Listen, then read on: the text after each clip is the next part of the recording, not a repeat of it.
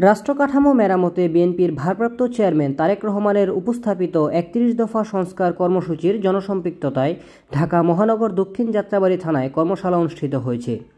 মঙ্গলবার দুপুরে গোলাপবাগ মাঠে এ সভা অনুষ্ঠিত হয়। ঢাকা মহানগর দক্ষিণ বিএনপির আহ্বায়ক রফিকুল আলম মঞ্জুর সভাপতিত্বে অনুষ্ঠান সঞ্চালনায় ছিলেন ঢাকা মহানগর দক্ষিণ বিএনপির সদস্য সচিব তানভীর আহমেদ রবিন।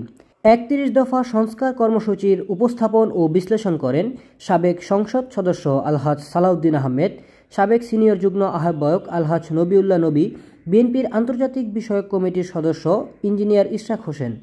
দুপুর থেকে ঢাকা মহানগর দক্ষিণ বিএনপির বিভিন্ন থানা ও ওয়ার্ডের নেতাকর্মীরা মিছিল সহকারে কর্মশালায় উপস্থিত হন।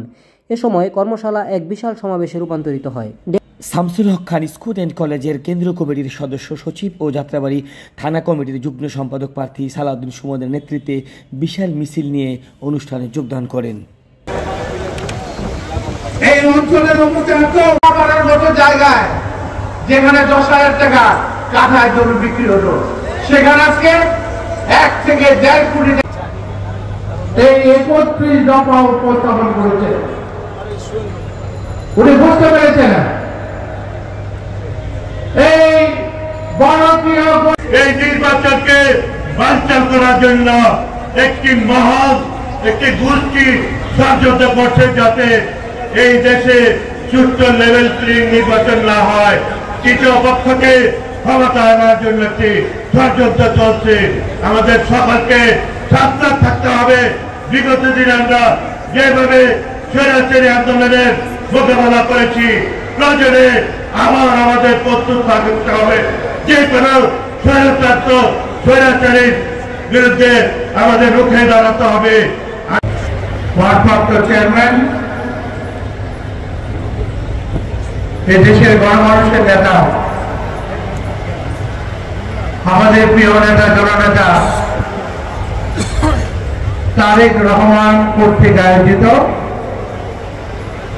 রাষ্ট্র কাঠামো মেরামতের রূপরেখা ৩১ দফাকে বাস্তবায়ন করবে আজকের এই কর্মশালা।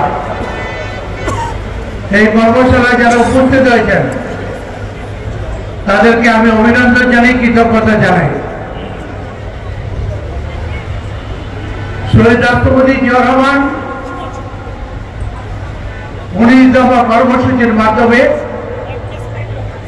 এই দেশের জনগণের অত্যন্ত কাছে চলে এসেছিলেন। সেই জনতার পরে দেশনেত্রী বেগম খালেদা জিয়া ২৭ দফা দিয়ে আবার এদেশের মানুষকে ঐক্যবদ্ধ করেছিলেন। আজকে যিনি আরো 2 বছর আগে আজকে যারা সংস্কারের কথা বলছেন, এর মধ্যে প্রতিটি সংস্কার উল্লেখিত আছে। এখানে কোন রকম ব্যতিক্রম নেই। সংসদ কিভাবে পরিচালিত হবে, সংবিধান কিভাবে লিপিবদ্ধ হবে, এদেশের জনগণের অধিকার কিভাবে বাস্তবায়িত হবে।